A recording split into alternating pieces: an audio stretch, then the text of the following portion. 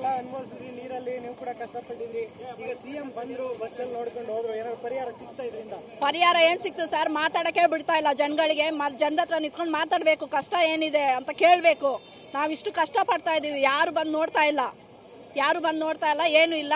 ಒಂದ್ ಪ್ಯಾಕೆಟ್ ಊಟ, ಒಂದ್ ಬಾಟ್ಲು ನೀರು ಕೊಟ್ರೆ ಸಾಕಾ? ಮಕ್ಕಳು ಇಟ್ಕೊಂಡು ಎಷ್ಟು ಜನ ಕಷ್ಟ ಪಡ್ತಾ ಇದ್ದಾರೆ, ವಯಸ್ಸಾದವ್ರು ಎಷ್ಟು ಜನ ಕಷ್ಟ ಪಡ್ತಾ ಇದ್ದಾರೆ. ಅವ್ರವ್ರಿಗೆ ಟೆನ್ಷನ್ ಆಗಿ BP ಶುಗರ್ ಎಲ್ಲ ಜಾಸ್ತಿ ಆಗಿದೆ. ಇವಾಗೆಲ್ಲ ಇದೆಲ್ಲ ಯಾರು ಇದ್ ಮಾಡೋದು? ನಮ್ಗೆ ಇರಕ್ ಒಂದ್ ಜಾಗ ಇಲ್ಲ ಇವಾಗ ಮಲ್ಗಕ್ಕೆ. ಆಯ್ತು 4-5 ದಿವಸ ಆಯ್ತು ಚೆನ್ನಾಗಿ ಊಟ ಮಾಡಿ ನಿದ್ದೆ ಮಾಡಿ ನಾವು.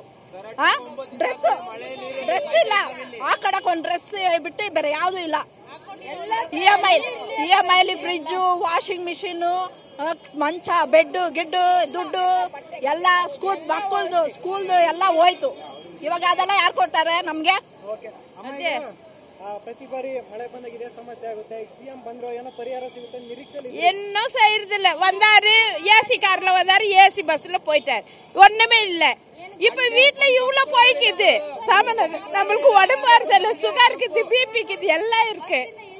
ಅದೇ ಒಂದ್ 10 ನಿಮಿಷ ಮಾತಾಡ್ಬೇಕು ತಾನೆ. ಇಷ್ಟು ದೂರ ಬಂದವರು ಮಾತಾಡಿಲ್ಲ, ಏನಿಲ್ಲ. ಏನ್ ಪರಿಹಾರ ಸಿಕ್ತು ನೋಡಿ? ಮಗುನ ಇಟ್ಕೊಂಡಿದೀನಿ, ಇನ್ನೊಂದ್ ಮಗು ಅಲ್ಲಿ ಹುಷಾರಿಲ್ದೆ ಮಲಗೈತೆ.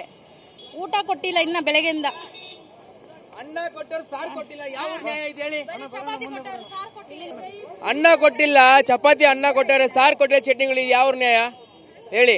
500 ಊಟ ಪಾಸ್ ಹೇಳಿದ್ರೆ 300 ಊಟ ಬರುತ್ತೆ, ಯಾವ ನ್ಯಾಯ ಇದು? ಯಾವ ಸಿಗ್ತದೆ? ಎಲ್ಲಿ ಸಿಎಂ ಬಂದ್ರೆ ಇಲ್ಲಿಗೆ ಬಂದ್ರು, ಹಂಗೆ ಹೋಗ್ಬಿಟ್ರಲ್ಲ. ಇಲ್ಲ ಒಳಗ್ ಬಂದ್ರ ಬಗ್ ನೋಡಿದ್ರ? ಲಕ್ಷಾಂತರ ರೂಪಾಯಿ ಗಾಡಿ ಹೋಯ್ತು, ಮನೆ ಬಟ್ಟೆ ಬರೀ ಎಲ್ಲ ಹೋಯ್ತು. ಯಾರು ಕೊಡ್ತಾರೆ? 208 ಮನೆ ನೀರು ತುಂಬಾಗೈತೆ. ಯಾರು ಜವಾಬ್ದಾರಿ? ಮೊನ್ನೆ ಒಬ್ಬ ಮಂಚ ಕರೆಂಟ್ ಶಾಕ್ ಆಗಿ ಸತ್ತೋಗೋನು. ಯಾರು ಕೊಡ್ತಾರೆ ಜವಾಬ್ದಾರಿ? ಯಾರು ಕೊಡ್ತಾರೆ ಇದಕ್ಕೆ? ಬಂದ್ರು ಬಗ್ ಕೂಡ ನೋಡಿಲ್ಲ, ಹಂಗೆ ಜಂಪು. ಯಾರು ನ್ಯಾಯ ಕೊಡ್ತಾರೆ ಹೇಳಿ? ಹೋಲಿ